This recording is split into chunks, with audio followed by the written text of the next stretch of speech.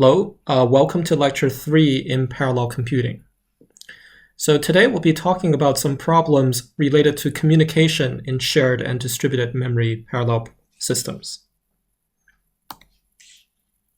So the first problem we'll look at is the cache coherence problem. So remember that caches play an important part in making communication systems more efficient. So in a shared memory system, we know that there's only supposed to be one logical copy of each variable. However, if several processes want to access the variable, then each of them can store a copy of the variable in their cache. And this way, when they access the variable, they can simply read it from their cache, which is much faster than accessing the variable from main memory. And so this improves the efficiency of the memory system. But the problem is that if one of the processors modifies the variable, then the other processors have to be made aware of the change to the variable's value. And since the variable is stored in multiple caches, then each time a processor modifies, some processor modifies the variable, the caches have to be made consistent with each other or coherent through some sort of procedure. And so this is the cache coherence problem. How do we make multiple caches coherent with each other? Okay, so there are different types of protocols to implement cache coherence. And there are two main types, the invalidate type protocol and the update type. So invalidate basically means that when one process modifies a variable, then all of the other cached copies of the variable are declared to be invalid. So for example, if we look at the diagram on the left, right? So suppose that on the left-hand side, we have a variable x, which is stored in memory, and it's also in the caches of two processors. Okay. Now suppose P0 modifies the value of x, right? So he changes it from 1 to 3. Then we're going to make the other two copies at processor 1 and also in the main memory be declared to be invalid. And now if another processor wants to access this invalid variable, okay, then so there's only one process with a valid copy of the variable, right? So in the example, it's going to be P0. So if some other process wants to access the variable, then P0, first of all, needs to write the value back to memory. Okay, and then the other process can read this value back from memory. Right, so if P1 wants to access x, then we first have P0 write the value of 3 back to memory, right? And then P1 can read the value of 3 from memory. The other type of cache coherence protocol is update, the update protocol. So here, when one process modifies a variable, it's going to write the new value of the variable to all of the other caches and the memory. Okay, so here, if P0 changes the value of x to 3, right, then it's going to write this new value to P1 and to memory. So now there's a trade-off that's being made by the invalidate and the update protocol in terms of communication versus speed. Okay, so basically the trade-off is that if the other variables don't read the variable too much, if the other processes don't read the variable too much, okay, then if you look at the update protocol, it actually updates all of the variables, all of the other processors, even though they're not reading this variable. Okay, so the update protocol is actually wasting a lot of communication. On the other hand, if the other processes do read the variable, okay, then if you use the invalidate protocol, right, then in order for P1 to read the value of x, it actually has to wait for P0 to write the value to memory, and then P1 needs to read it from memory, right? So this takes additional time. Okay, so basically, if the other processes do not read the variable much, then you don't want to use the update protocol because it's wasting communication. right, you would rather use the invalidate protocol. But if the other processes read the variable a lot, right, then you don't want to use the invalidate protocol because that's slower than the update protocol. Now, in practice, since both of these protocols actually have to perform some communication operations, and usually our bandwidth is quite limited. Okay, so in order to conserve bandwidth, okay, we usually go with the invalidate protocol, right? Because for the update protocol, you actually have to send this data to all of the other processes and the memory, and this takes more bandwidth. Okay, so now we're going to look at a specific cache coherence protocol called the MSI protocol. Okay, so this is an invalidation-based coherency protocol. And it's a simpler protocol, but it's the basis for more complex and higher performance protocols such as MESI and MOESI. Okay, so the way this works is that, and the reason it's called the MSI protocol is that each variable can be in 3 different states. Either the M state, which means modified, or the S shared state, or the I invalid state. And whenever a process performs an action, for example, a read or write operation, it's going to cause a state change to the variable. And then it's also going to cause coherence messages to be sent to the main memory and all the other processors. And I'll show you exactly how this works in a few slides. Okay, well, so before I show you the actual protocol, let's talk some more about these different states that we have. So first of all, the shared state. Okay, so what this means is that if a variable is in the shared state, then it's actually in multiple caches at this time. Okay, and and this variable has the same value in all of these caches. In fact, the variable's value has not changed since the last time each processor read the variable from memory. Okay, so all of the copies of this variable are up to date. And because the values are up to date, right, then the processors can simply read the value of X from their own caches. So this is why X is called a shared, we say that it's in the shared state, right, because it can be safely shared between all of the processors. Okay, so next, the modified state, okay, and this is also called the dirty state. So what this means is that a processor, let's say P, has changed its cached value of this variable X. Okay, so X has been modified by P, and now X is dirty. And so because P modified X, it has to tell all of the other processors that their currently cached value of X is now out of date and therefore invalid. Now, P itself has an up-to-date value of X, so it can read and write to X in its own cache. Okay. Furthermore, when P is eventually done with X, right, when P evicts X, right, then because P is the only processor with the newest value for X, it has to write back or flush this newest value of X back to main memory so that other processors can see the new value of X.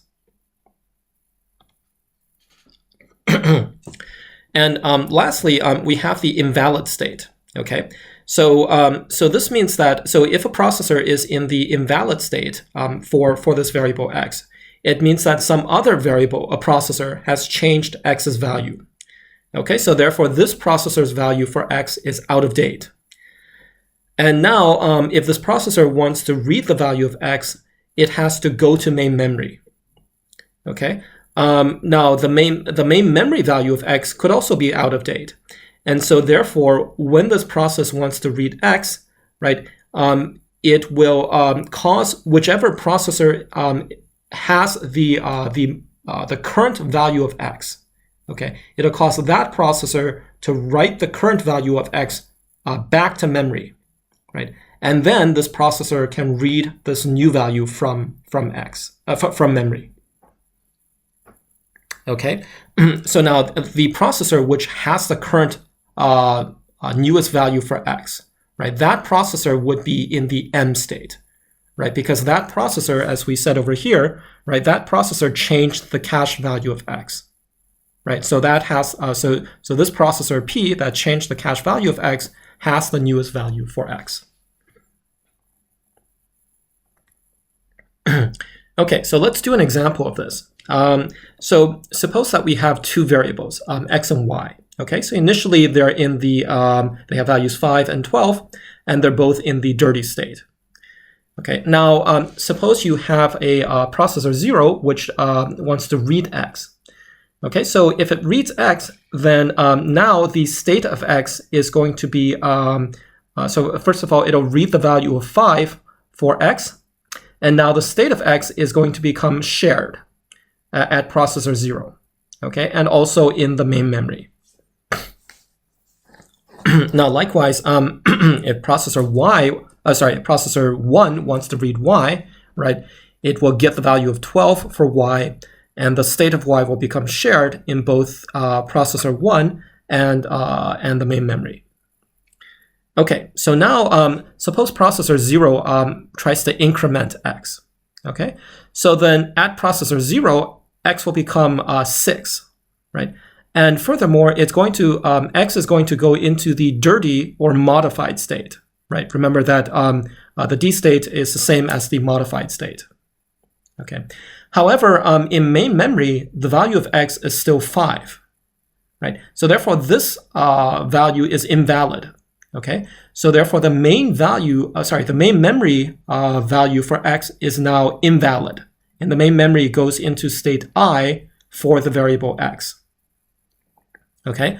Likewise, if you increment y, right, then processor 1 now has a dirty value for y, and the old value for y in the main memory is now invalid. Okay, now suppose processor 0 now reads y. Okay, so it will read y. So when this happens, since the main memory knows that it has an invalid copy of y, it will cause whichever processor has the dirty copy of y. So that's going to be processor 1, right? It will make processor 1 flush the newest value of y back to main memory. Okay, so then this is why y now has a value of 13 in main memory, right? And then the main memory will send that value of 13 to processor 0, which is trying to read y. Okay, and now all of the processors now have the newest value for y, and they all go into the shared state. Okay, likewise, if processor 1 tries to read x, right, then it's going to cause processor 0 to flush the newest value of x to main memory, and then that value gets sent to processor 1. And then after that, all of the processors have the newest value for x, and they all go into the shared state. Okay, so so we can kind of continue with this example. So for example, if processor 0 modifies x again, right, then processor 0 will be the only processor with the modified or dirty version of x, which has the correct value, 19, right? And all of the other values will be out of date. And so all of the other processors will have invalid copies of x, right? So we can just sort of repeat this process. All right, so now let me tell you how the actual protocol goes. So we can express this protocol using a state machine. Okay, so the way that so we have this diagram which I took from online, and the way this diagram works is that you notice that you have these pairs of things. Okay, so you have these A-B pairs. Okay, so what this is representing is that the first part is a input request. Okay, and the next so this is basically something that a processor wants to do. Okay, and the second part, right, is the consequence of that input. Okay, it's something which happens as a result of that input. Okay, and in addition, we have these two types of messages which are being sent. Okay, so the messages that the processors send are shown in black. Okay, and the processor, and the messages that is being sent on the bus, right, by the bus, is shown in blue. Okay, now we have these different types of messages. So for example, the PR read, the PRRD. Okay, so this stands for processor read. So this is a read request by a processor. The processor write request, right? Like over here. This means that a processor wants to write a value. Okay, so the flush action means that a processor writes back the newest value of the data to memory. Okay, the bus read X, right? This action over here. Okay, so this means that you want to get a copy of the variable with the intent to modify that variable, right? And the bus read means that you want to get a copy of the variable, but you don't plan to modify the variable. Okay, so now we have this state diagram, overall state diagram. Okay, so this is, by the way, this diagram is being applied to just one variable. Okay, so of course we have many variables overall, and so if we're using cache coherency on all of these variables, then each variable runs one of these state machines. Okay, and these states refer to states of the processors, right? So each processor for this variable can either be in the M, S, or I states. Okay, now let's look at some, so I'm not going to go through all the different parts of the state machine, but let's look at some examples, example actions from the state machine. Okay, so for the first example, let's assume that the variable is currently shared. Okay, so this means that currently all of the processors have the correct up-to-date value for the variable. Now, suppose that some processor wants to write a new value for the variable. Okay, so afterwards, the variable, only this processor that writes the new value will have the correct value for the variable, right? All of the other processors should now have invalid copies of the variable. Okay, so now to implement this, what we do is that the processor that does the write, okay, it's first of all going to generate a processor write message.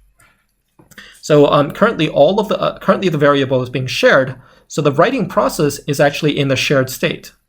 Okay, but because it wants to do a write, it's going to generate a processor write message. Okay, and then this is going to cause a bus read exclusive message to get sent on the bus. Right, you see that this is the action that we want to take, and this is the consequence or the output that happens as a result of this input request. Okay, now what's going to happen is that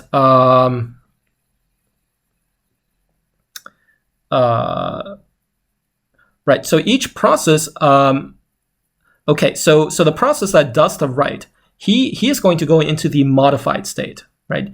Because he's the only one with the newest value for the variable, right? And all of the other processes, they receive this bus read exclusive action, right? And they receive this on the bus. And once they get this message, they now go into the invalid state, right? Because their value for the variable is now out of date. Okay, so again, the writing process goes into the modified state, right? And the writing process also sends this bus message out, which causes all of the other processes to go into the invalid state. Okay, so that was the first example. The next example is that suppose the variable is currently in the dirty state. Okay, so it was last modified by some process, which is now currently in the M state. Okay, so this means that whichever process, so let's say that this process is called P. Okay, so then process P has the newest value for the variable. Now, suppose you have some other process, let's call him Q. Okay, so suppose Q wants to read this value for the variable. So Q is going to be in the invalid state, right? Because P has the latest value for the variable, so Q has an invalid value for the variable. So in order for Q to read this variable, Q is currently in the invalid state. So to read the variable, it's going to generate a process read message, right? And this is going to cause a bus read message to get sent onto the bus. Okay. Now, the process which currently has the newest value for the variable, right, that's going to be in the M state, and that's going to receive this bus read message. Okay, and once it receives this bus read message over here, it's going to take its current value, which is the modified value for the variable, and it's going to flush it out to memory. Okay, and then after that, this modified process will go into the shared state. Okay, and right, and then the invalid process, right? It's also going to go into the shared state, right? So basically, again, what happened is that this process has an out-of-date value, out-of-date copy of the value, and this process has the up-to-date copy, right? So this process wants to read, so it sends out this message, which causes this process to take the current value and put the value into memory. And now this invalid process can read this newest version of the value from memory. So after that, it goes into the shared state. And this modified process also goes into the shared state. Okay, one more example. Suppose we have a process in the M state, okay? And suppose that, so it's in the M state, so it's the only process with the up-to-date copy of the variable, okay? And suppose that this process wants to read or write to the variable, okay? Then it's going to generate these process read and process write messages. However, because this process already has an up-to-date copy of the variable, right, then it doesn't need to send any messages onto the bus, okay? So here we see that there's no bus traffic, okay? And instead, the process can simply read its own cached copy of the variable, right? Or it can write a new value to the variable, right? But whatever it does, it doesn't need to tell any other processes about it, okay? So this, in fact, this is a situation where you get a lot of savings from having the cache, okay? Because here, this process can simply read from its own private cache. It doesn't need to communicate with anyone else, right? So this is where this operation can happen very quickly. Okay, so that is the MSI cache coherency protocol. So next, we're going to look at how do you actually implement this protocol in different types of hardware systems.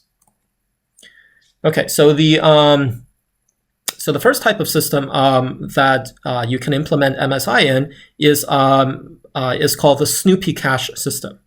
Okay, and this is actually sort of the simplest system in which you can implement MSI. So the Snoopy cache is usually set up on either a bus or a ring. Okay, and the reason we do that is so that all of the processors are connected to this bus or ring, and any message that gets sent on the bus, right, will be heard by all of the other processors. So in particular, whenever we send any coherency messages, right, or coherency data, right, all of the processors will automatically get that information from the bus, okay, and they will respond. Yeah, so the correctness of the protocol on the bus depends on the fact that the messages are being broadcast on the bus, and all the processes hear all of the messages.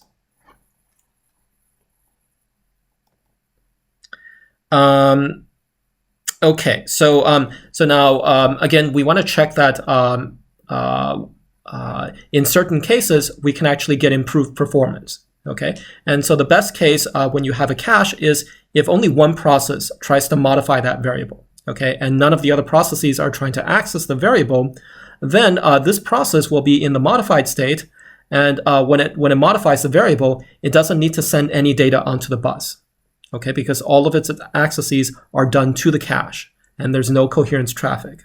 And so in that case, we get good performance. However, the other case is that if we have several processes and they're all trying to modify the variable, okay, then each time one of the processes modifies the variable, and then if you look at the next process which tries to modify the variable, right, then that process is going to cause the first process to flush this newest memory, this newest value out to memory. Okay, and so all of these flushes and all of this coherency, all of this these bus messages are going to get sent onto the interconnect, and so you're going to have a lot of traffic on the interconnect, and the bus will become a performance bottleneck. Okay, so the cache is going to work well if only one process tries to modify the variable, but you're going to get clogged up on the bus if many processes are making concurrent modifications. Okay, so to deal with this communication bottleneck, people have tried implementing caches, different types of caches. So for example, the directory cache system. Okay, so here the observation is that when you make changes to a variable, right, the only other processes which care about the change and which need to know about the change are the processors that have this variable in the shared state or in the dirty state, right? Because for other processes, if they're not sharing this variable, then of course they don't care what happens to this variable. Okay, so therefore, for this directory cache system, the idea is to keep track of which processors have a shared or dirty copy of the variable, right? And then when you modify the variable, you only notify those processes. And the way you know which processes have a shared or dirty copy is by storing these processes in a directory type structure. Okay, so so if you look at the system, what we have a bunch of processes with caches, right? They talk through a network, and then furthermore, you have this directory data structure, which is going to store which processes have copies of each variable. Okay, so we have different variables over here, right? So so each of these rows is a different memory address, and for each of these memory addresses, we have these things called presence bits. Okay, so if we have, let's say, we have P processors. Okay, then we're going to have P presence bits. Okay, so one bit for each processor. And the bit is simply indicating whether a particular processor has a copy of this variable in the shared or dirty state. Right? So all of these values here are 0 or 1. Okay? And if it's 0, then basically that means that this processor doesn't care about the variable because it doesn't have a copy of the variable. Right? So when you change the variable, you only need to notify the processors that have the variable in the shared state. That have their presence bit being shared. That have their presence bit being set, which implies that they have a shared copy of the variable. Okay, so all right, so yeah, so let's do an example of how this works. All right, so suppose we currently have several processes that have a variable x in the shared state. Okay, then these processes would have their presence bit be set in the directory, right? So they would be marked in the directory. Now, suppose the process 0 modifies x. Okay, so now process 0 needs to notify all of the processes that have x in the shared state. Okay, and the way it does that is that process 0 is going to go into the directory. It's going to look up which processes are in the shared state, right? And it's going to send those processes invalidate messages. And then after that, process 0 is going to go into the modified state, right? And then since all of the other processes which used to be in the shared state, since now they're invalid, right, they would have their presence bit for x be set to 0. Okay, so they no longer care about x because they have an invalid copy of x. Okay, and only process 0 would still be present in the directory for variable x. Okay, now suppose later some other process, let's say process 1, right? It tries to read x. Now we know that process 1 is in the invalid state, right? Because process x is in the modified state, so all of the other processes have to be in the invalid state. Okay, so because process 1 is in the invalid state, it's going to go read the directory. It's going to find the only process which has its presence bit for x being set, and that's going to be process 0. right? It'll find process 0 in the modified state, right? And now process 1 will make process 0 flush its value of x to the memory, and then process 1 can get the newest value for x.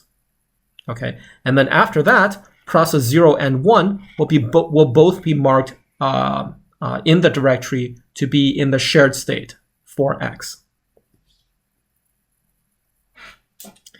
Okay, so hopefully that gives you an idea how this directory-based cache system works. So I'll just say a few more things about it. So the first thing is that this directory, right? So we need to keep track of all of these bits, and these things are actually stored in the memory itself. Okay, so the data is stored in the memory, and the presence bits are stored along with the data. So also in memory. So therefore, because it's being stored in memory, then all of the coherency traffic needs to access the memory. Okay, so we have this big bottleneck at the memory because all of the processors are constantly trying to access the memory in order to read the directory. So that's one problem. And the other problem is that the directory itself needs to be quite large.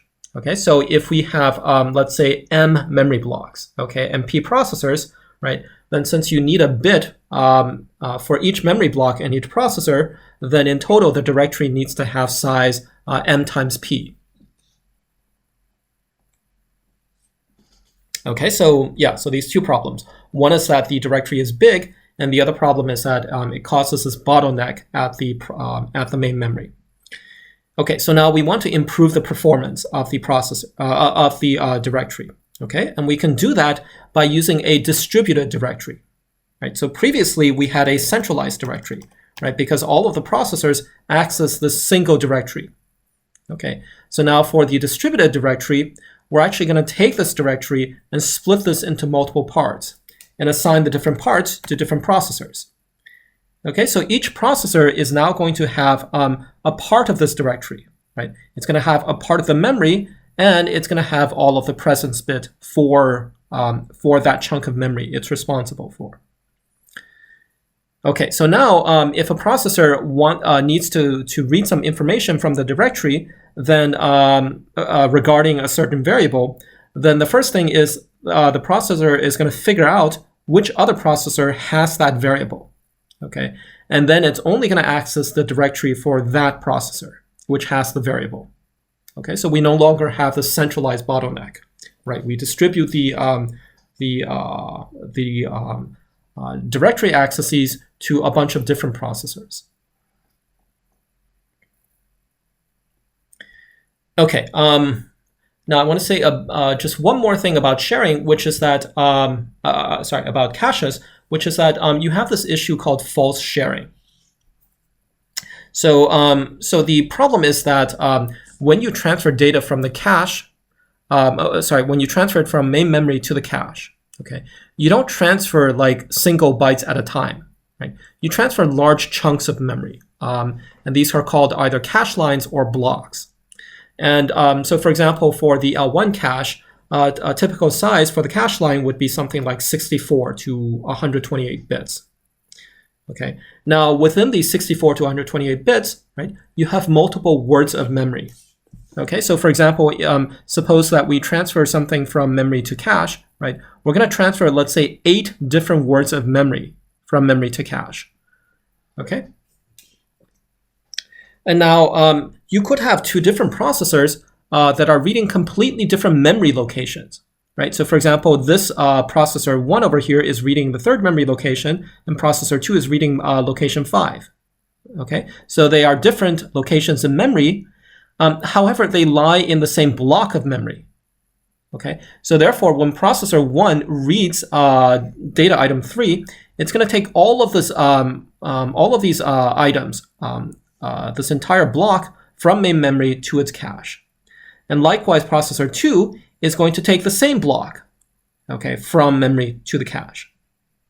And now, if processor 1 modifies its variable, okay, so it's actually modifying the 3rd word, okay, then it needs to update this entire cache block, okay. And when it does that, this is actually going to cause processor 2's cache line to also be invalidated.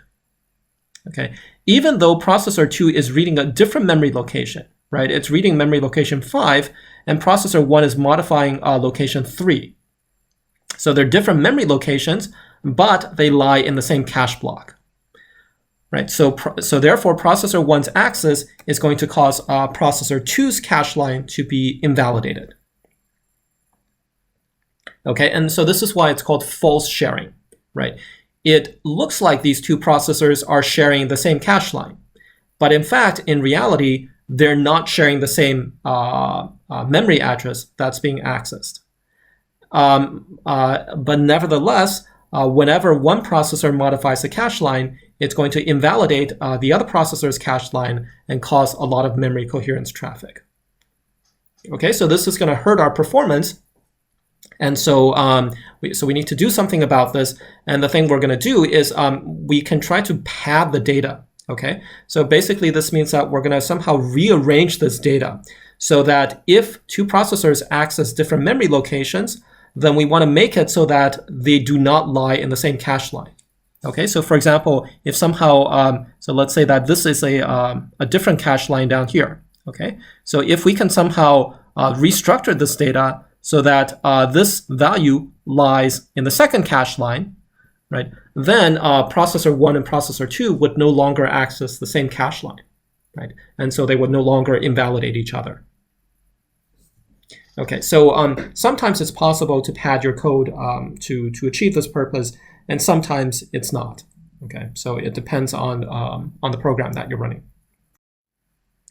Okay, so we talked about caches, and the next thing I'll talk about is how do we measure the cost of communication? We're first going to consider cost in the message passing setting, and then we'll look at it in the shared memory setting.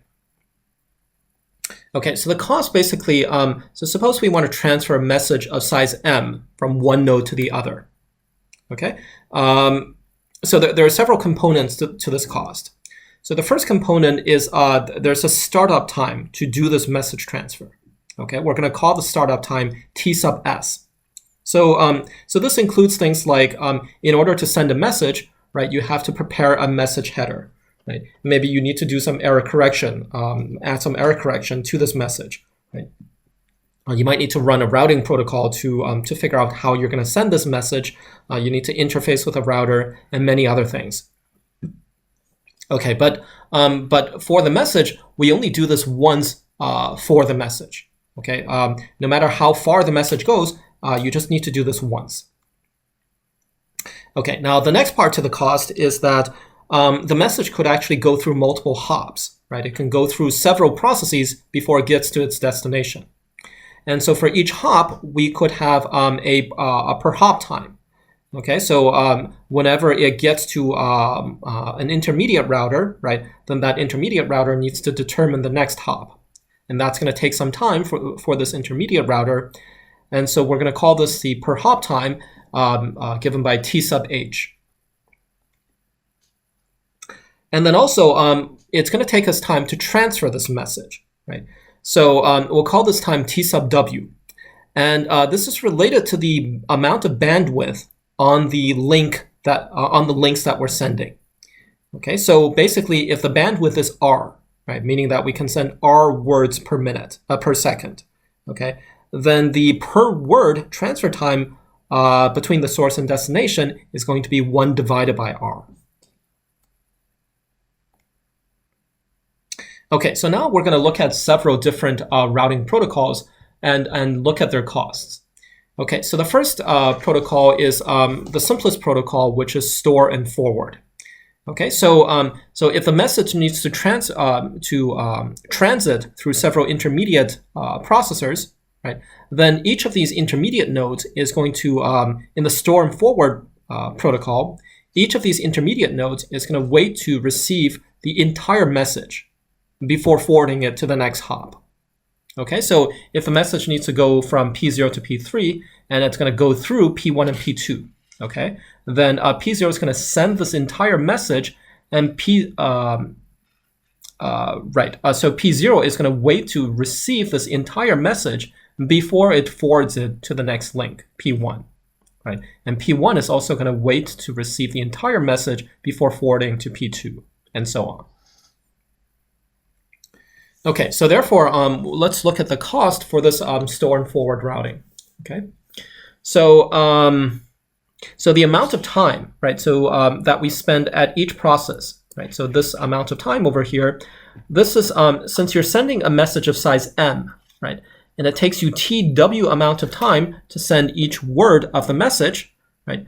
Then just to send the message, we're going to take time m times TW. And furthermore, we're going to spend an additional T sub h time at each hop. Okay, so therefore, for each hop, we're going to spend a total of mtw plus th time. And if there are L different hops between the source and the destination, then the total time is going to be T sub s plus L times the per edge cost, okay, per link cost. Now, usually this th time, it's going to be small compared to this m times tw time. Okay, so we can basically, we can just sort of ignore this term over here. And so we can simplify the previous expression to be the startup time plus the number of hops that we go through times the message size times the per word time to transfer a message.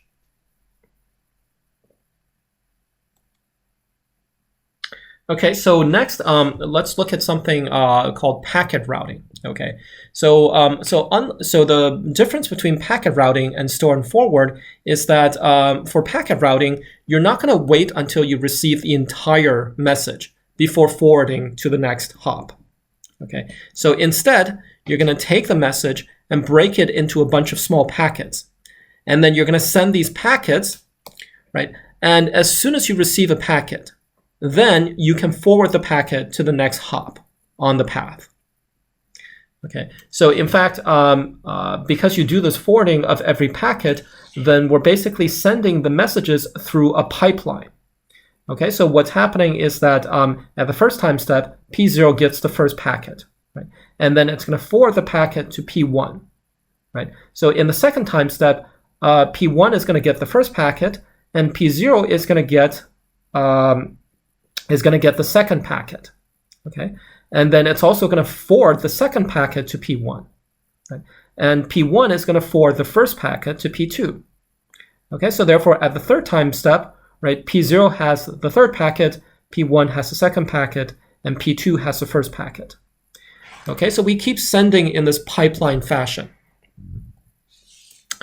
Okay, so this is going to make the sending be much faster than with store and forward.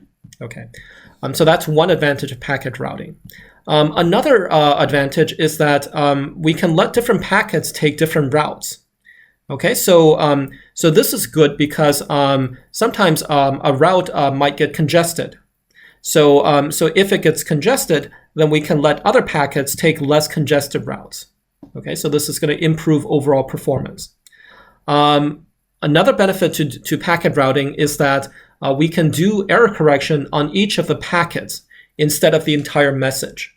Okay, and this makes it easier to do the error correction and lets us tolerate higher error rates.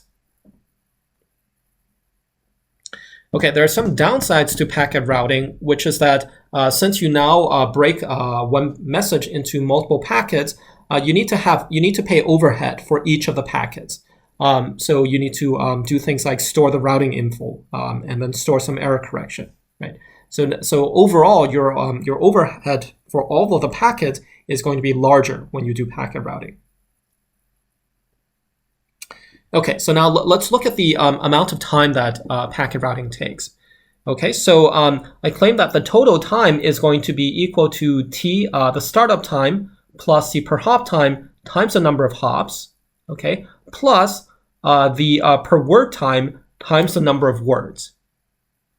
Okay, so now if you compare this expression to the previous expression, okay, so the previous expression for store and forward, right, so that was basically equal to, so that was basically equal to T, the startup time, plus the number of hops times the message size times the per word time. Okay, so if you compare these two things, right, you see that the store and forward, forward, has this extra term of L over here. Okay, so so when all the other terms are small, okay, so that we can basically ignore the startup time and ignore the per hop time.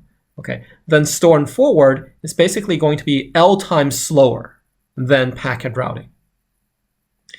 Okay, so now let's see why packet routing has this this time complexity. Okay, so the way that you can see this is that let's first of all follow the first packet. Okay, when does the first packet get to the destination? Well, in order to get to the destination, we need to pay the startup time, right? We're going to pay TH time per link that this first packet goes through, right? And then let's assume that the packet only has a size of 1. Okay, so therefore the time to transfer this packet, because it has a size of 1, right, then the time is just going to be TW. So therefore, by this time, TS plus TH times L plus TW, right, then the first packet will have arrived at the destination. And now, once the first packet arrives, okay, all of these subsequent n-1 packets, you see that they arrive one after another. Okay, in fact, you get one new packet every TW time, right? Because every TW time, you can transfer one packet of size 1. Okay, so therefore, the total amount of time this is going to take is the time for the first packet to arrive plus n-1 times TW. Okay, and if you simplify this, then you get that all of the packets are going to arrive at the destination in this amount of time. Okay, so the next type of routing is called cut-through routing or cut-through switching. Okay, so this is basically similar to packet routing, but it's been optimized for parallel computers. Okay, so packet routing works both for parallel computers and it also works in more general networks, for example, the internet. And cut-through routing has been optimized for parallel computers. And basically, the optimization is that instead of letting different packets take different paths, all of the packets are going to take the same path. Okay? And because they all take the same path, then we don't need to have as much routing information. So, yeah, so the way this works in practice is that we have these things called FLITs, which stands for flow control digits. Okay, and they're very small. They're let's say 32 bytes, and they're being transferred at a very high rate. Okay, so now we're going to send many of these FLITs between the source and the destination. And the first FLIT, okay, so this is going to be the header FLIT. This is going to be allocated some path by the switches and the routers that we go through. Okay, and all of the remaining FLITs that we send, okay, so those are going to have the data in them, but they're all going to follow the same path as the initial header FLIT. Okay, so that way we don't have to do switching and routing on all of the other FLITs. Right? We only need to do switching once. And then also we can do a simpler type of error correction. We can do it for the whole message, right, instead of for each packet.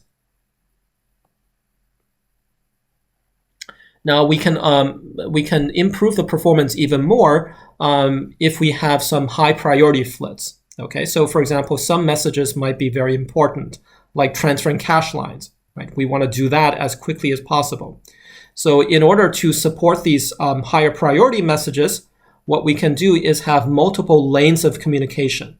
Okay, and some of the lanes have higher priority than other lanes. Okay, so some other names for this cut-through switching are things like virtual cut-through, and this is also related to something called wormhole routing.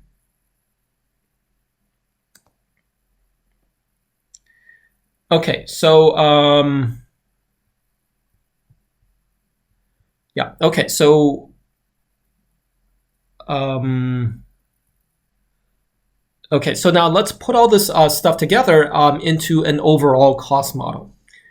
Okay, so we said that the total amount of communication time depends on the amount of data M that you're transferring and the number of hops L that you go through. Okay. However, we basically want to ignore this L parameter over here. Okay, and the reason for doing that is, first of all, the programmer doesn't have any control over L.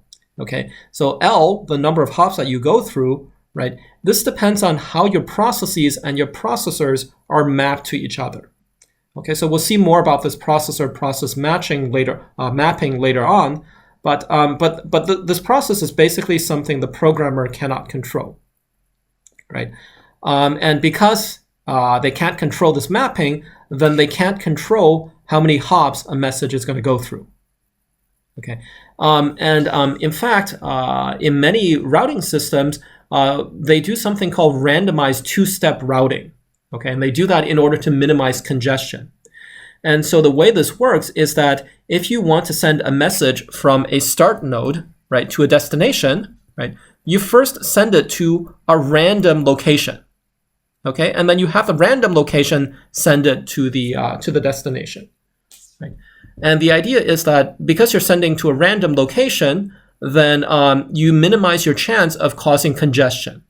Right? So for example, if you have a very congested path over here between the source and destination, then because I'm going through a random intermediary, right, then I have a good chance of avoiding this congested path over here.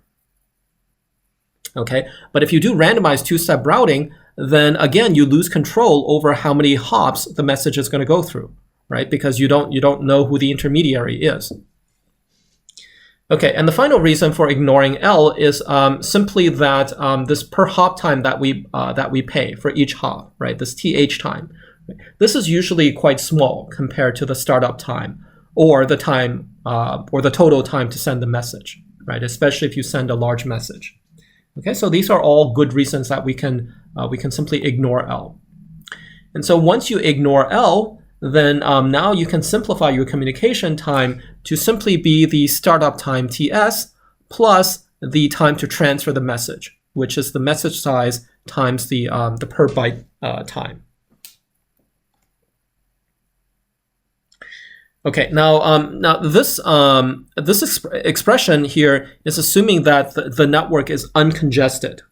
Okay, and that means that for each link, we're only sending one message of size M through the link. However, you could have network congestion, meaning that for a certain link, you might be sending multiple messages over the link. Okay, so if you're sending C messages, let's say, over the link, right, and each of those has size M, then now the time to send all of the messages is going to be TS plus the congestion times the message size.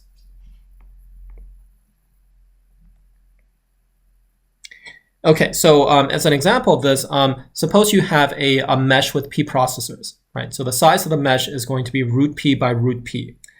And suppose all of the processors are randomly communicating with each other, okay? So because they're doing random communication, right? So here we have, let's say, a mesh of processors, right? And they're doing random communication with each other, right? Then if you cut this network at some point, right? Then basically you might have like half of the processors are trying to communicate with processes in the other half, okay? Right? So you have basically half your processors over here, and you have the other half over here, and across this bisection, across this cut that you made, right? You could have up to order P communications. And now, so you have order P communications. However, if you look at the number of links between the two halves, right? So in fact, let me switch to a different color over here. Let's try blue over here, right? So if you look at the number of links, okay, well, since you have a root P by root P grid, right, then the number of links is just going to be root P, right? So we computed that last time from the last lecture, and you're trying to send, let me switch back to red here. Okay, so we're trying to send order P messages across root P links, And so therefore, one of the links will have at least p divided by root p, which is equal to root p messages. Okay, so there's going to be some link. Let's say this link, okay? It's going to be carrying root p messages instead of a single message. Okay, so the congestion on this link is going to be root p. Okay, so therefore, if you plug this back into our formula for the total communication time, right, the c here is going to be root p. So therefore, the communication time is going to be the startup time plus root p times m times tw. Okay, so this is an example where you can see that congestion is going to substantially increase your communication time. Okay, so now let's move to the shared memory, to costs, communication costs in the shared memory model. So when you do this, you actually face a few issues. Okay, so the first issue is that, so basically communication time in this setting is much less predictable than in the network setting. Okay, and one of the reasons is that, well, in the shared memory setting, the memory layout is determined by the operating system. Okay, and so the programmer doesn't have any control over this, and therefore the programmer doesn't have control over how many local versus remote memory accesses they're making. So, so remember that in these shared memory systems, they typically have this NUMA architecture, right? Non-uniform memory access architecture. So, so that means that certain pieces of data are faster to access than other pieces of data. Okay, but because you have no control over how the data is laid out, you really don't know how many nearby data items you're accessing versus far away data items. Okay, so this is going to cause unpredictability in the communication cost. Okay, other sources of unpredictability are things like cache thrashing, right? So your cache hit rate depends on who you're sharing your cache with in the shared memory setting, right? And this in turn depends on the scheduler and process allocation, right? So if you happen to share with another processor that doesn't need much cache, right, then you have the cache to yourself, and so you can make a lot of fast accesses through the cache, right? So you're making a lot of fast accesses. Whereas if you share the cache with another processor, which uses up a large chunk of the cache, then you will have just a small part of the cache, and you will have a lot of cache misses, and now you need to go out to memory much more often. Right? And so this depends on the scheduling, which is unpredictable. Okay, so yeah. And then other issues that you face are things like coherency traffic, right? Or how much locality you have in your code, or how much false sharing, right? All of these things are application dependent, and in fact, they can change at runtime. So this causes a lot of unpredictability in the communication cost in the shared memory setting. Okay, so now modulo this unpredictability, we're still going to say that the total communication time is still going to involve these two parts, which is that it's going to be the startup time times the total time to transfer the amount of data that you want to transfer. Okay, so so despite this unpredictability, we're going to have the same overall formula for communication cost in the shared memory setting and the distributed memory setting. Okay. However, the difference in the shared memory setting is that both of these values, TS and TW, they're going to be much smaller in the shared memory setting than the distributed memory architecture. Okay, just because the shared memory system is usually much smaller than the distributed memory system, so your data doesn't have to travel as far. Okay, so it's easier to start up a data transfer, and it's faster it's also faster to transfer all the data.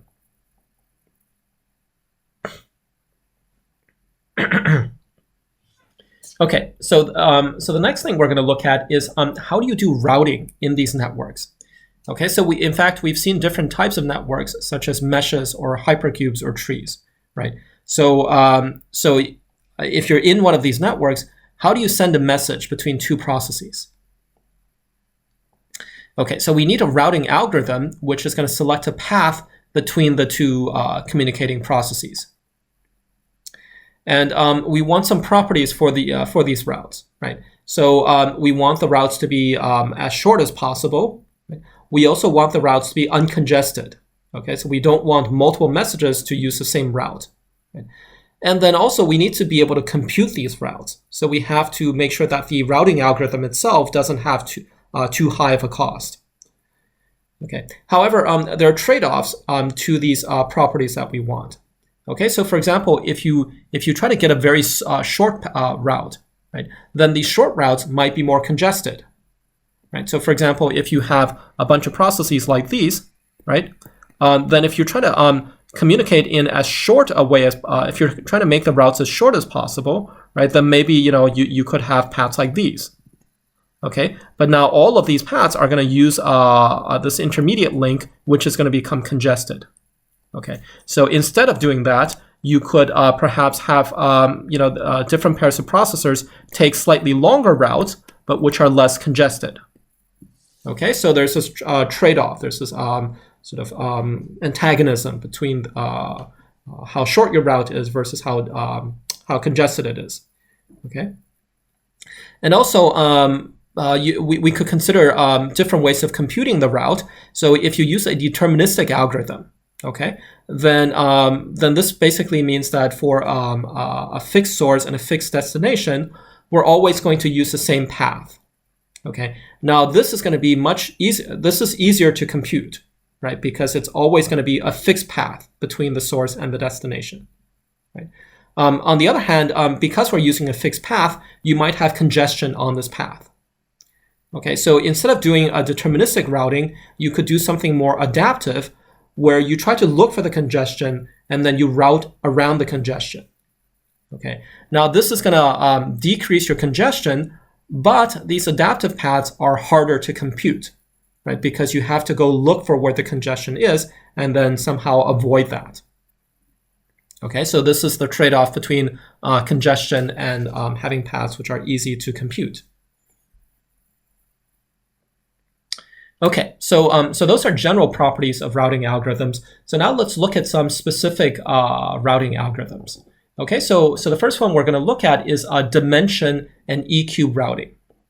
Okay, so dimension routing basically means that if we're in a k-dimensional mesh, right, where k could be 1, 2, 3, or whatever value, right, then we're going to order the dimensions in some order.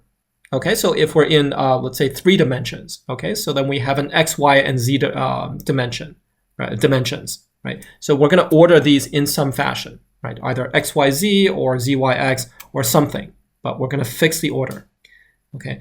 And then when you route messages, you're always going to send the messages in this, through the dimensions in this fixed order, okay? So you always, for example, route in the x direction first, and then y, and then z.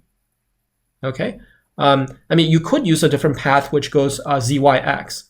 Okay, but if you're doing dimension routing, you don't do that. You always go in the same order of the dimensions. Okay, now EQ routing. Okay, so this is basically a routing protocol for hypercubes which does dimension routing. Okay, so I'll give you an example of this, but let me describe this first. So suppose you have a source and destination node. Okay. Now, we're first of all, so since we're in a hypercube, these nodes can be represented using binary numbers, right? So we're first of all going to use the binary representations of the source and the destination, and the next we're going to compute a routing which is computed by taking the XOR of the binary representation of the source and the destination, okay? And this is going to go from, and then we're going to take this route R, right? And then we're going to do dimension routing on this route R, okay? And then we're going to go in the order from the least significant digit to the most significant digit, right? And each time you have a 1 bit in the R, you're going to route in that dimension. And if you have a 0 bit, you don't need to do the routing in that dimension. Okay, so let me show you an example of this. Okay, so suppose we're doing three-dimensional routing. Routing in a three-dimensional hypercube. Okay, so let's say that the source is going to be this node 0, 1, 0 over here, and we're trying to route to the destination 1, 1, 1. Okay, so the first thing is we're going to compute the XOR of the source and the destination, right? So we're going to do 0, 1, 0, right? XOR 1, 1, 1, right? And so this is going to equal 1, 0, 1. Okay, and now we're going to do, and this is equal to our R over here. So now we're going to do dimension routing on this 1, 0, 1. Okay, so and we're going to go from the least significant digit to the most significant. Okay, so every time we have a 1 bit, right? Every time we have a 1 bit, we're going to move in that dimension. Okay, so so we have a 1 bit in the first digit, right? So that means that we're going to go from 0, 1, 0, right, to 0, 1, 1, right? Because R has a 1 bit in the first digit. Okay, so you're going to go from 0, 1, 0 to 0, 1, 1, right? And then we have a 0 in the second bit, second digit, right? So therefore, you don't need to do anything for that dimension. Okay, and then finally, for the third dimension, you have another 1, and so therefore, in the third dimension, we also need to go from 0, 1, 1 to 1, 1, 1. Okay, right, so we basically made 2 moves, okay, and these 2 moves correspond to where the 1s are in the XOR between the source and the destination.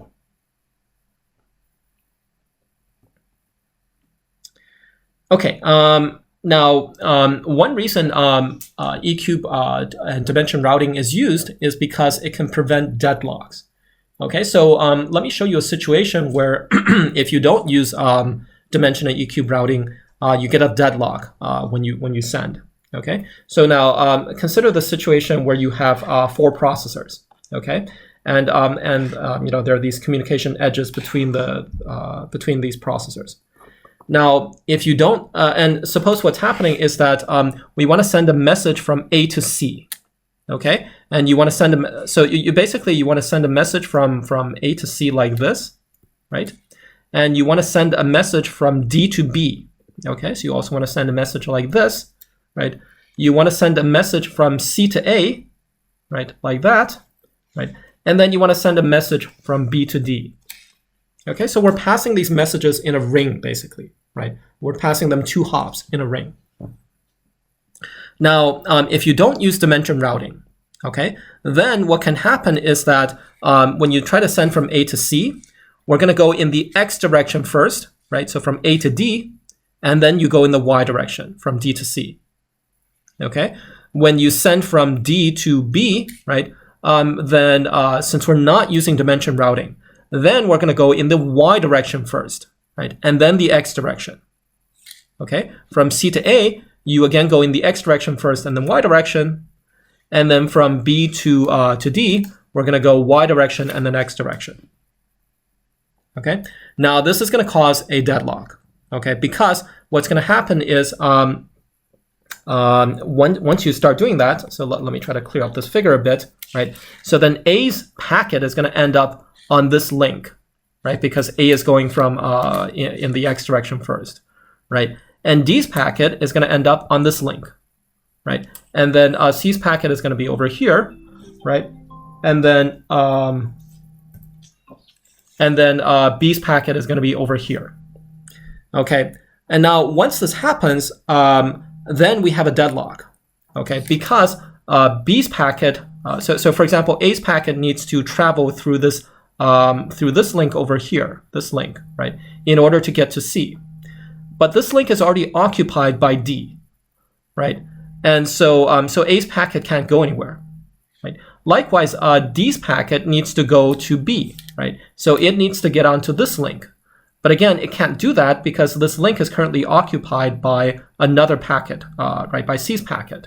Okay, C's packet can't move because it wants to go over here, but it's already been occupied by B, and B can't move. Okay, so in fact, everybody is stuck, right? And this is because we did not use dimension routing. Okay, now on the other hand, if you do use dimension routing, okay, so with dimension routing, suppose you first go in the x direction and then you go in the y direction. Okay, then what would happen is that let's erase this, right? So in order for A to send to C, right, you go in the x direction first and then the y direction. Okay, so you go ADC, right? And for D to send to B, right, then it's also going to go in the x direction first. Okay, so it's going to go DAB, right? Instead of DCB, it's going to go DAB. Okay, so C is going to go to B first and then to A.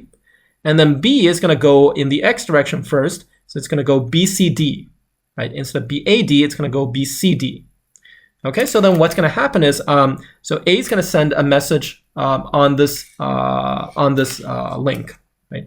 And then D also wants to send a message on this link. But because there's already a message, then D's message is going to get stuck in D. Okay, and likewise, C is going to send a message onto this link, right? And then B also wants to send a message onto that link, but it's already occupied, so therefore B's message is going to get stuck. Okay, so this is the first time step. Okay, on the next time step, A's message is going to travel to this other edge. Okay, right? So let's erase this over here, and C's message is going to end up on this edge. Okay, now once this happens, then D's message, right? Previously, it couldn't go onto this edge, but now it can, right? So now it can go onto this edge, and B's message can go onto this edge, right? So this is the situation at the second time step. At the third time step, C's message has already reached A, right? And A's message has already reached C, right? And then B's message can now travel over here, right? And then D's message can now travel over here, okay? Right. And then on the fourth time step, all of the messages will reach their destination. Okay, so what you see is that if you use dimension routing, then you won't have deadlock. Okay, so the last thing we're going to talk about is process-to-processor mappings. Okay, so to understand this, we have to think about the difference between logical communication patterns versus physical communication patterns. So, for example, suppose that in your program, you have a grid of processes. Okay, in this grid, so this basically means that every process has an ID, which is given by two numbers, right? The X and Y coordinate, right? And then each process needs to communicate with its neighbors in the X and Y directions. Okay, so this is the logical communication pattern, right? Because it's determined by the program. Okay. On the other hand, you could have a physical communication pattern, which is determined by the hardware that you're actually running on.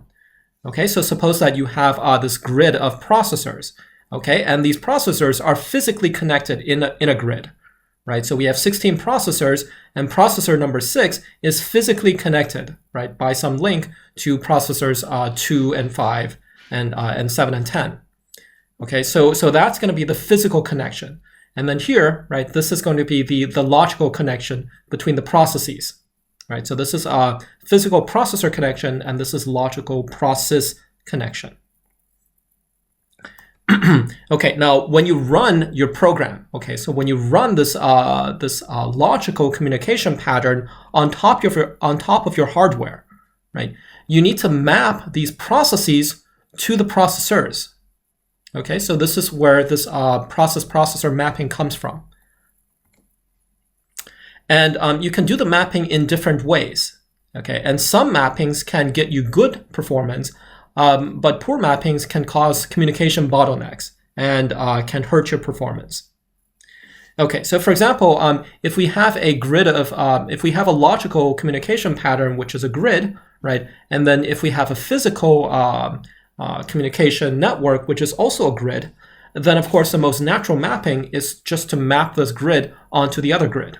Okay, just like I'm showing in figure C over here, right? And if you do this, then you don't have any communication bottlenecks. because, for example, this process B over here, right, it wants to talk to its neighbors, neighboring processes, for example, process A and process C, right? And process A has been mapped onto processor 1, and process C has been mapped onto processor 3. So therefore, B can directly talk to A and C just by going over a single link, right? And also there's only one route using this, for example, this link over here, and so there's no congestion. Okay, so this is a very good mapping, which doesn't have congestion or bottlenecks. On the other hand, if you use a very unnatural mapping, okay, so for example, this mapping over here. So, of course, in practice, you would never use this, right? Because if you have two grids, then of course you would simply map the grids onto each other. Okay, but just as an illustration, suppose you use the mapping D over here, then this is going to cause a lot of communication bottlenecks.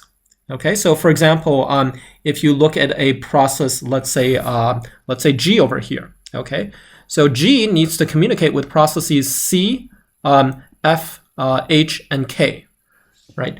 But let's look at where these are located.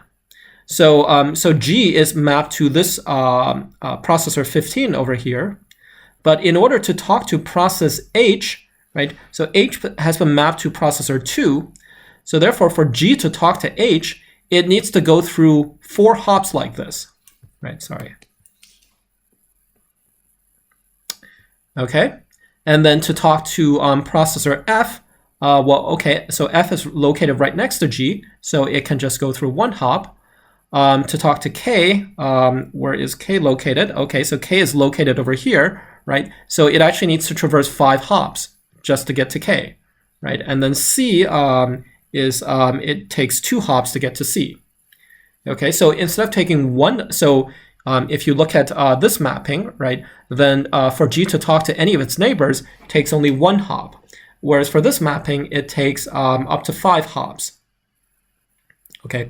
Furthermore, if you look at all of the paths that exist between the neighbors, right, that exist between neighboring processes, right, then that's what's being shown in these dotted lines over here.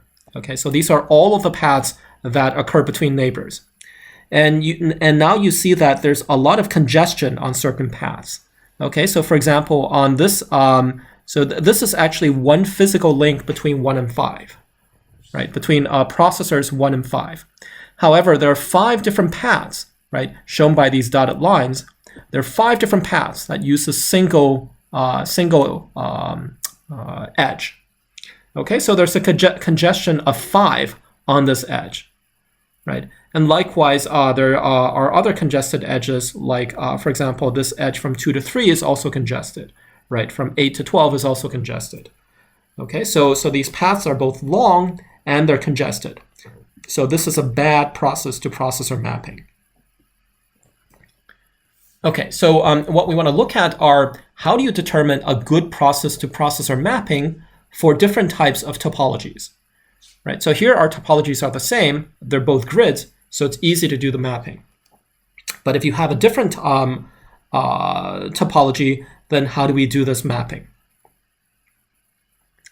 Okay, so just to make this a bit more formal, so what we have are, we want to find a mapping between the set of processes, which is represented by a graph, right, to the set of processors, which is represented by a different graph, R. Okay, so we need that each process P maps to a processor in R. Okay, and also we're going to take the edges in the graph P, and we're going to map them to the shortest paths in R. Okay, so remember that every process in P maps to some processor in R, given by f of P. Okay, so we're going to find the shortest path between f of P1 and f of P2, and we're going to take the edge from P1 to P2 and map it onto this shortest path.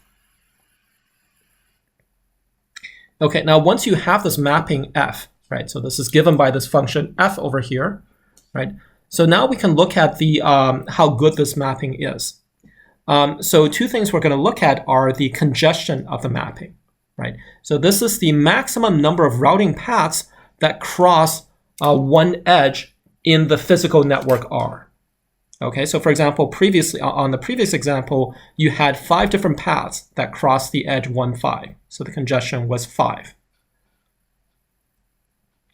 The other thing is dilation. Okay, so here you're going to look at the maximum length of a route between two neighboring processes, right? So for example, we saw that in the previous example, you have process G and K, which are neighbors in the process graph, right? But after the mapping F, right, then now they have a path of length 5. So therefore, the dilation here is going to be 5. Okay, and the final value that you can look at is this thing called expansion, which is how many processes, the number of processes divided by the number of processors. Okay, now for simplicity, we're going to assume that we have the same number of processes as processors. Okay, so our expansion is always going to be 1. Okay, so now we want to look at some specific mappings between different topologies.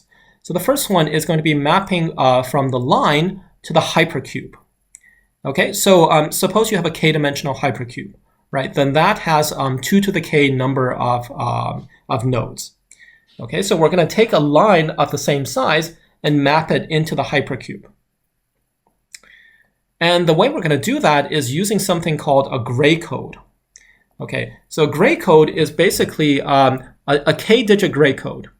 It's going to be an ordering of all of the k-digit binary numbers. And the ordering has a property that if you take 2 consecutive values, okay, they only differ in a single digit. All right. So, so the way you can construct a gray code is you can use a very nice recursive construction. So we're first of all, so in order to construct a k-digit gray code, we're going to assume inductively that you can construct a k-1 digit gray code. All right, and let's call that k-1 digit gray code G sub k-1.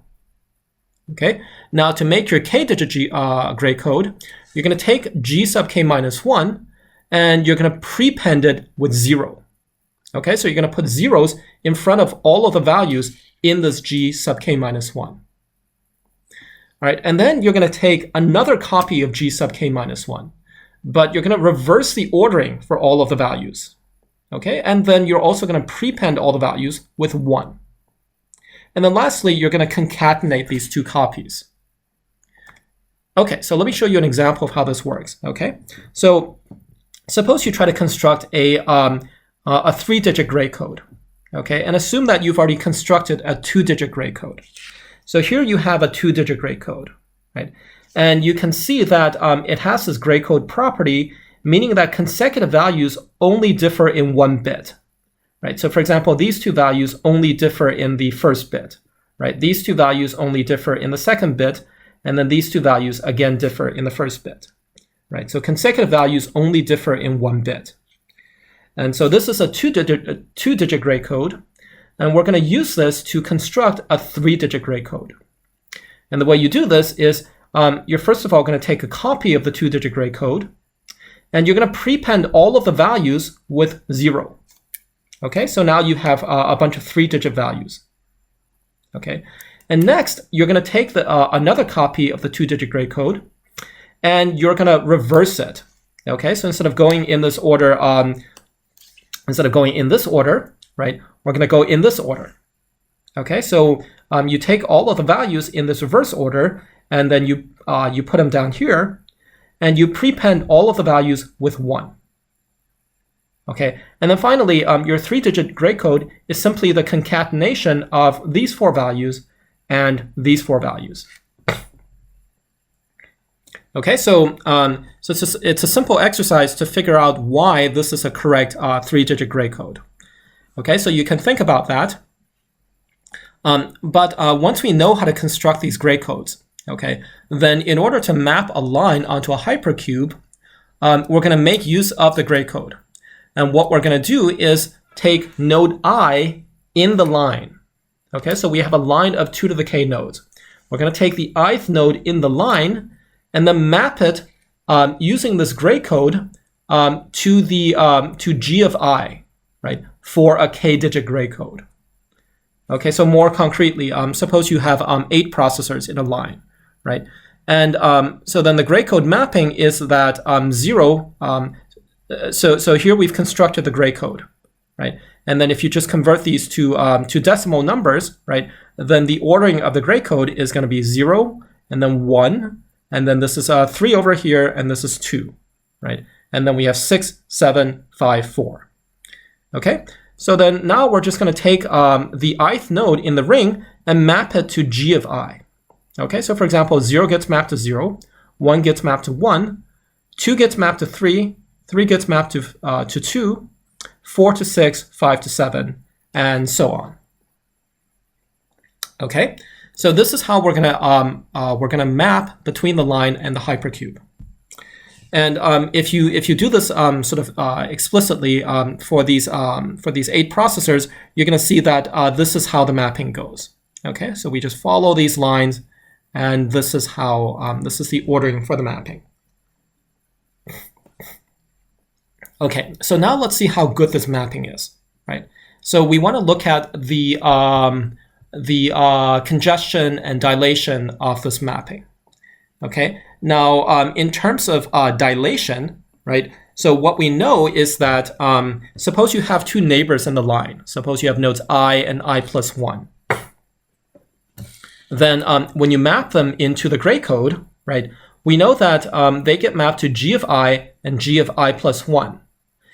And because of the property of the gray code, we know that these 2 consecutive values in the gray code differ in only 1 bit, right? So for example, if you take processors, let's say 3 and 4, okay? Well, 3 gets mapped to node 2, right? And 4 gets mapped to node 6 in the hypercube, okay?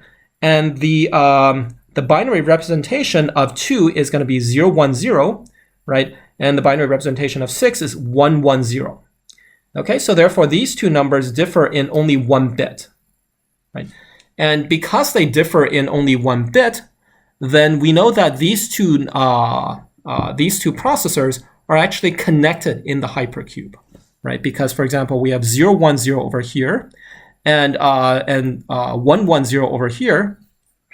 And in fact, 0, 1, 0 is connected to every other node, which differs in only 1 bit from 0, 1, 0.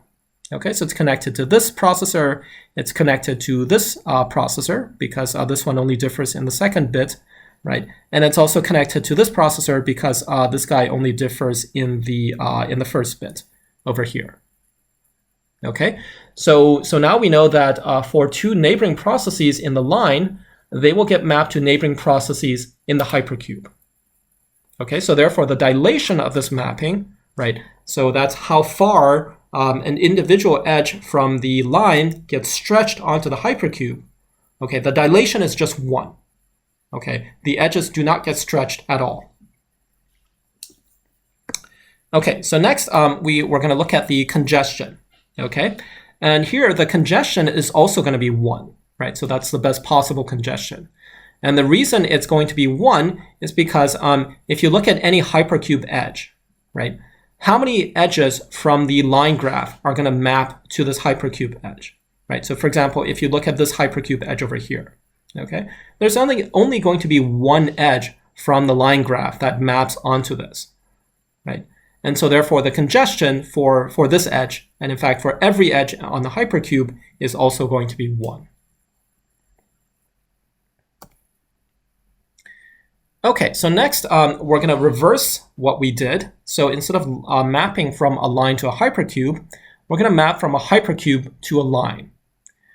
Okay, now the way we're going to do this is that to map from the line to the hypercube, we use the gray code, right, which is given by this function. I'm sorry, this should be a k over here, which was given by this function g sub k of I, right?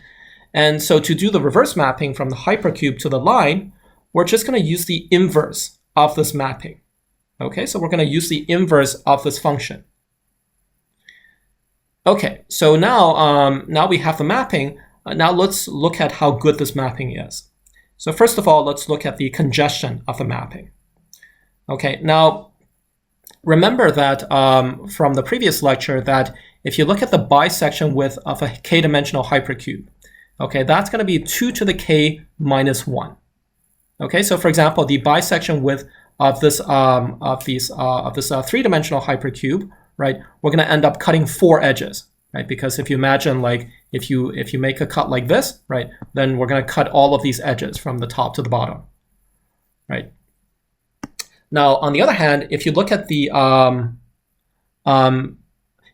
bisection width of the line, okay, right? If you look at the bisection width of the line, if you have many nodes over here, right? Well, that's just going to be 1, right? Because if you bisect this line, you cut only a single edge. Okay, so therefore, if you look at, let's say, the top half of the nodes in the hypercube and how they cross into the bottom half of the nodes, right? Well, there are 2 to the k minus 1 connections from the top half to the bottom half in the hypercube. Okay, but for the line graph, there's just 1 edge. Okay, so therefore, all of these messages from the top half to the bottom half, they all have to traverse a single edge in the line graph. Okay, so therefore, the congestion is going to be 2 to the k minus 1, because you have this number of messages that need to cross from the top to the bottom, and they all need to go through this middle edge over here in the line graph.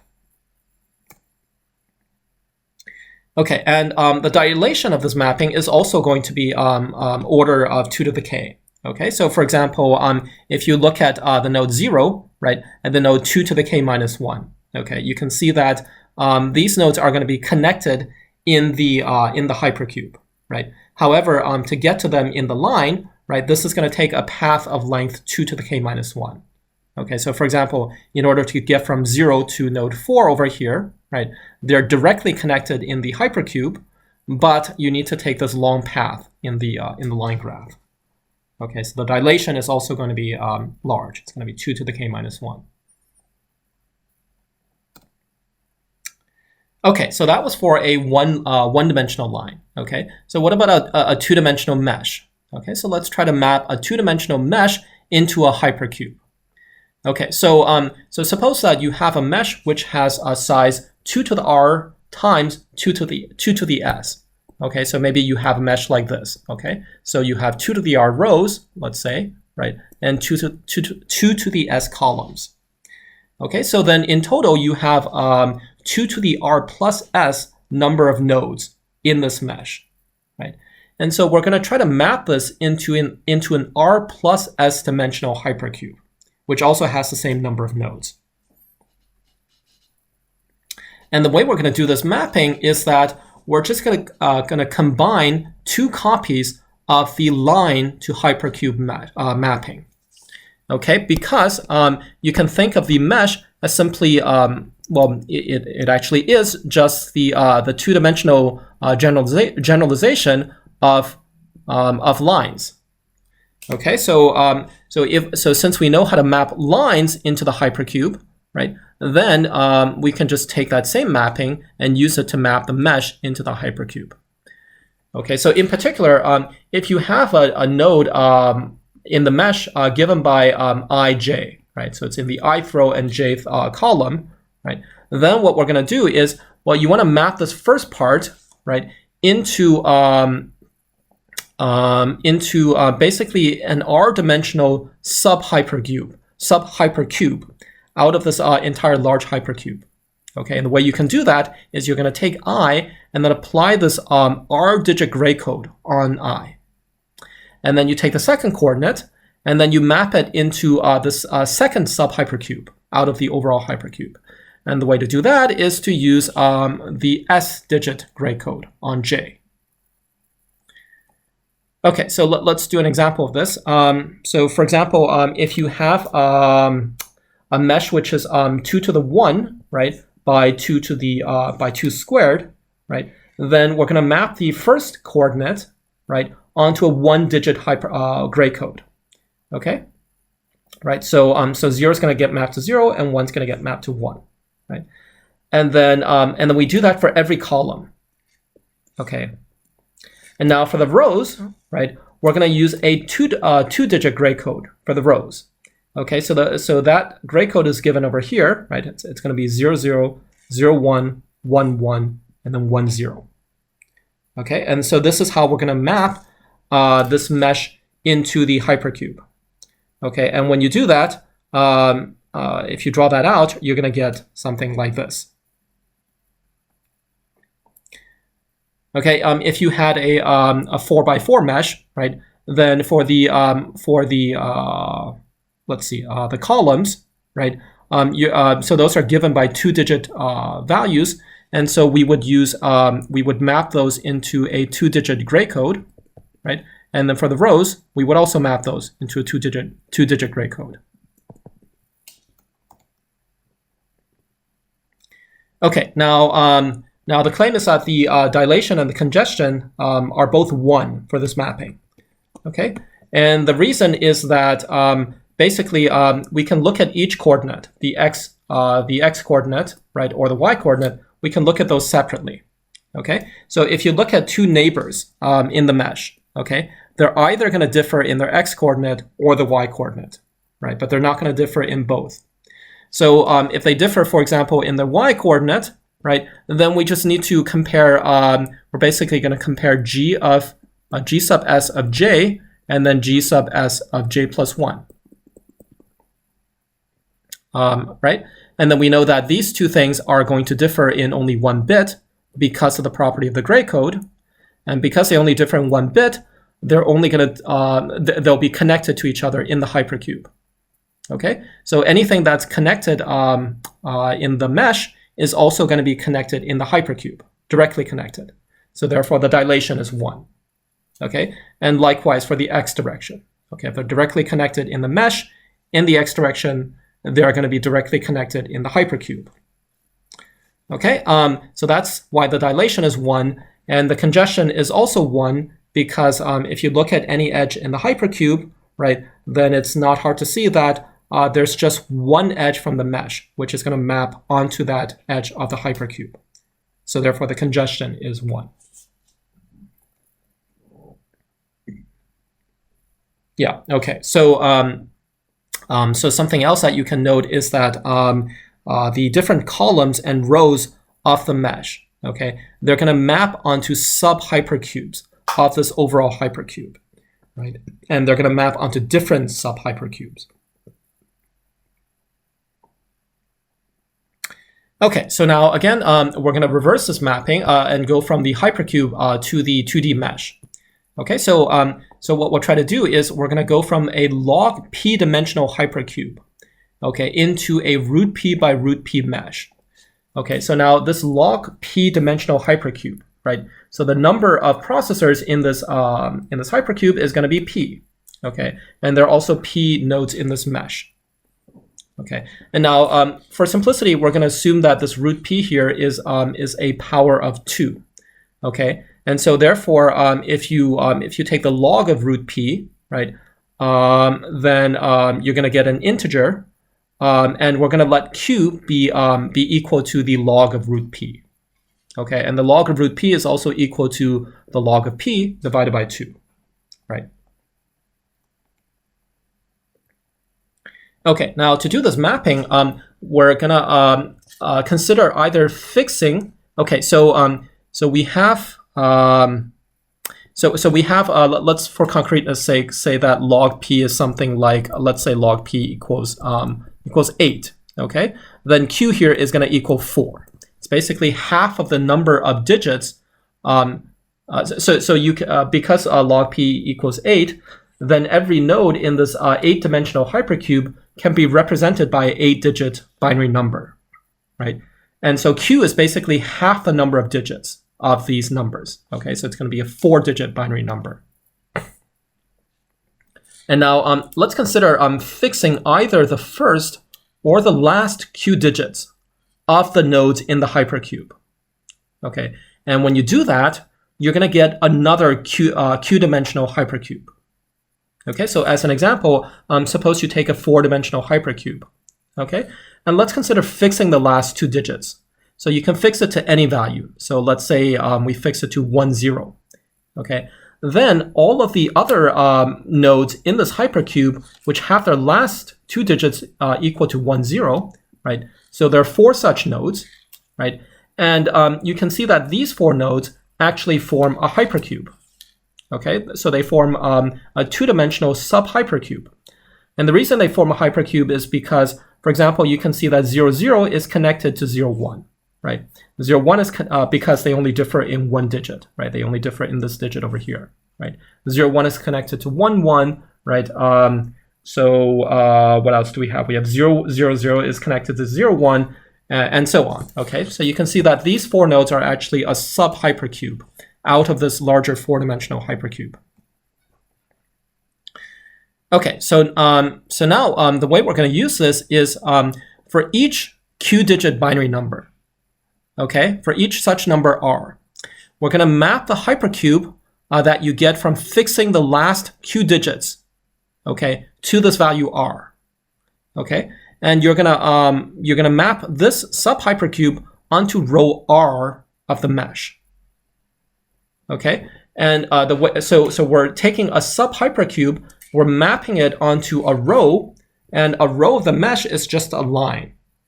So therefore, the way you're going to do the mapping is using our previous hypercube to line mapping. Okay? Right, and so the number of nodes that you're going to be mapping is basically, so in this sub-hypercube, right, we're going to have, how many? We're going to have 2 to the q number of nodes in the sub-hypercube. And so this is going to be equal to if you look at this expression over here, 2 to the q is equal to root p. Okay, so we're taking a sub-hypercube of size root p, and we're mapping it onto the root p nodes in this row of the mesh. Okay, now if you go back to the previous mapping that we had, we saw that when you map k nodes from a hypercube onto k nodes of a line, the congestion and the dilation are both 2 to the k minus 1. Okay, so therefore in this case, since you're mapping root p nodes of the hypercube onto root p nodes of the line, the congestion is going to be root p over 2. Okay, now this is how you map the values from the hypercube which have a fixed final q digits. Okay, and the other type of nodes from the hypercube you consider are where you fix the first q digits. Okay, if you fix the first q digits, you're also going to get, and then you vary the last q digits. Okay, then you're also going to get a sub-hypercube. And for this sub-hypercube, you're going to map it onto column R of the mesh. Okay, so for we're going to fix the first q digits to R, right? And then vary the remaining digits. And you're going to take those nodes from the hypercube and map it onto column R of the mesh.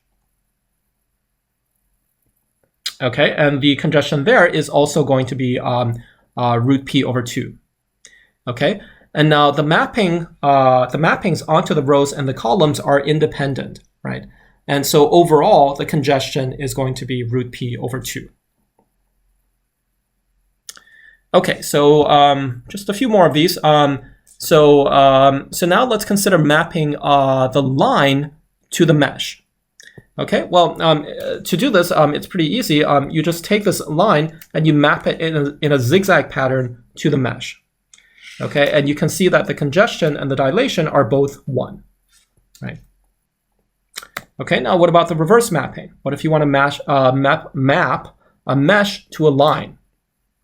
So again, we're just going to reverse the mapping from the line to the mesh. Okay, so if you want to reverse this mapping, then the way you can visualize this is that you can imagine taking this line and then stretching it out. Okay, so imagine that this line is a piece of string. Okay, and you pull this side to the left, and then you pull this side, let's say you pull it to the right. Okay, and then all of these other edges on the mesh are going to get stretched. Okay, and they're going to get stretched in this fashion that we've shown on the right over here. Okay, so you can convince yourself that if you stretch out this line, right, this thick black line, then the mesh is going to get stretched out in this fashion. Okay, so now you can look at the congestion of the mapping once you do the stretching, right? So basically, the congestion I claim is going to be root p. Okay, and the reason is so the congestion is given by if you look at a edge of the line, right? How many edges from the mesh are going to cross the single edge from the line? Okay, and if you look at this figure over here, you can see that it's going to be root p. And the way to see this is that, for example, if you consider this edge over here, right? Well, then how many edges from the mesh have to cross this line, right? Well, here's an edge from the mesh that's got to cross this line, right? Because in order to get from this node to this node, we're going to have to take this path in the line. Okay, now this edge is also going to cross this line, right? Because we're going to take this path, right? And this is going to cross the line, and then this is going to cross the line. Okay, so therefore you see that there are going to be root p edges from the mesh that are going to cross every single line, or sorry, not every single line, but for example this line, right? They're going to cross root p edges from the mesh are going to cross that line, and so the congestion there is going to be root p. Okay, and the dilation I claim is going to be 2 times root p minus 1. And so, for example, the way to see that is if you look at the first node in a row, right, and the last node in the next row, right, then then these 2 nodes they're directly connected in the mesh, but when you take a path in the line graph, right, the length of that path is going to be 2 times root p minus 1. Okay. All right, so those are all of the process to processor mappings that we're going to consider. Okay, so before we finish, the final thing we want to look at is some additional trade-offs in the cost performance. Okay, so now the way you can measure the cost of a network is in terms of different parameters. For example, the number of wires that it uses, or the bisection width, and other parameters. Okay, so now we're going to look at one particular parameter, which is the wire complexity of the network. Okay, so this is basically how many edges are in the network. Now, if you take a mesh again with p nodes, okay, now so we're going to take a p node mesh, but what we're going to do is we're going to add additional edges between every pair of nodes. Okay, oops.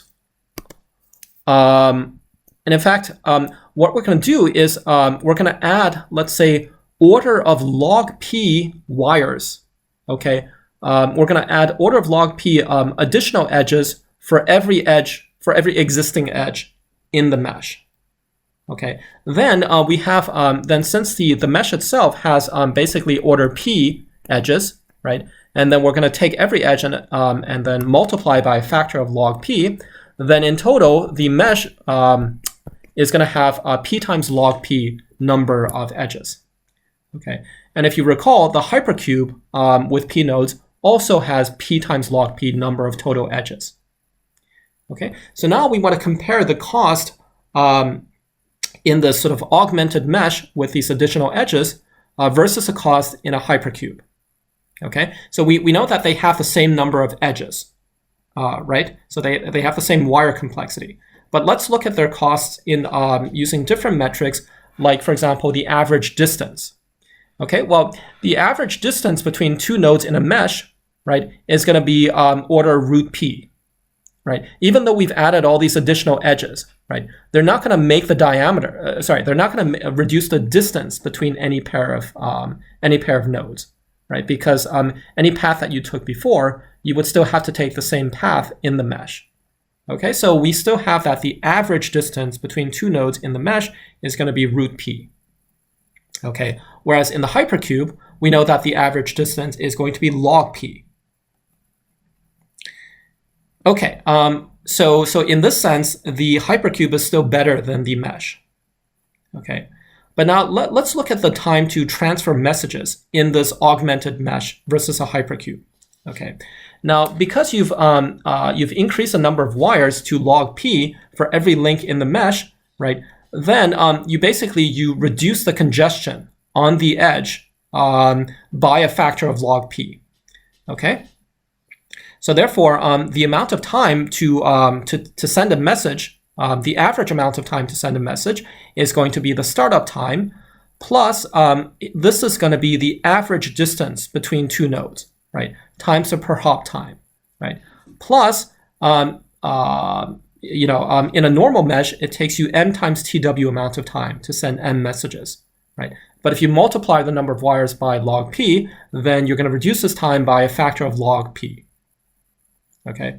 Now, if you compare that to a hypercube, okay, so the hypercube, the amount of time to send the message is going to be the startup time plus the per hop time times the number of hops on average times m times tw, right? And this is because in the hypercube, we still only have one edge between every pair of nodes, right? So that's how much time, so this m times tw is how much time it takes to send m messages, m words on that single edge. Okay, so now let's consider a case where you fix the number of processors and you're trying to send a large message. Okay, so large message means that m times tw, let's say, is going to be much, much larger than th. Okay, in this case, you see that this term is going to dominate, right? These two terms from the mesh and the hypercube are going to dominate, and you see that the hypercube is going to work faster than the mesh is going to work faster than the hypercube by a factor of log p. Okay, so this augmented mesh has lower latency when you're sending a lot of messages. Okay, however, the hypercube is still better under contention, okay, because the hypercube has a much higher bisection width, right? Remember that the hypercube has a bisection width of, so the hypercube, the bisection width is going to be p divided by 2, right? Whereas for the augmented mesh, right, so let's write that m star, right? So for a normal mesh, the bisection bandwidth is root p, and now since you make every edge log p times bigger, right, you're going to multiply this by a log p, right? But this is still going to be much less than the bisection width of the hypercube.